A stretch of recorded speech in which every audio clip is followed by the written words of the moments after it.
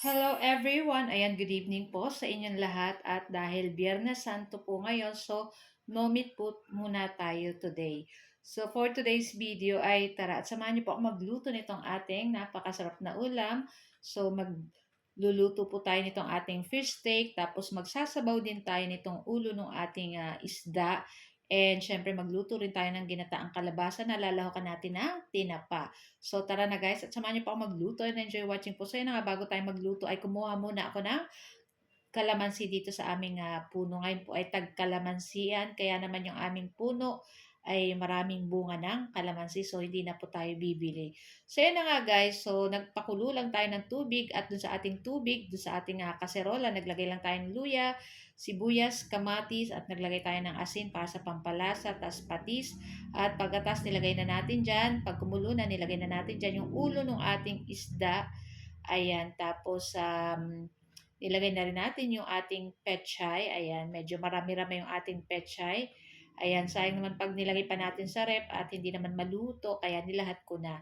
So, hintayin lang natin maluto yung ating isda at yung ating gulay na pechay. Pagkatapos, maglagay na tayo nitong ating nor sinigang sa sampalok para sa pampaasim. Pwede nyo naman po lagyan ng kalamansi, pero yung aking kalamansing kinuha guys, ay ilalagay ko dun sa ating fish steak. Ayan, so luto na rin yung ating sinabawang isda. At sa ating kawali naman, ay ilagay na natin yung ating pangalawang gata ng niyog at lagay na natin ng tanglad or yung lemongrass, tapos bawang, sibuyas, paminta at asin. So, hindi na po ako maglalagay ng luya dyan kasi yung ating lemongrass, yan na yung magpapabango dito sa ating ginataang kalabasa. So, yan na nga at hinintay ko lang kumulo yung ating pangalawang gata ng niyog, tapos nilagay ko na itong ating tinapa.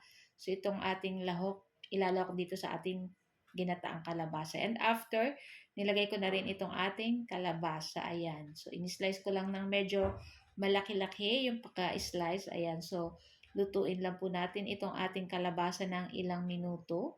Ayan. So, after nyan guys, pagkulo ay nilagay ko na rin yung ating pinakaunang gata ng niyog. So, ito yung magpapalapot at magpapasarap, syempre, dito sa ating ginataang kalabasa. So, ayan na nga, at kumulo na itong ating hintayin lang nating mag-reduce yung sabaw. So, palaputin lang natin itong ating gata ng niyog. At, ayan na nga, prito na rin yung ating isda para sa ating fish steak. At, so, hindi ko na guys na-videohan yung pagluto ng ating fish steak kasi nalobat yung aking cellphone. Kaya sorry naman. So, ayan na nga.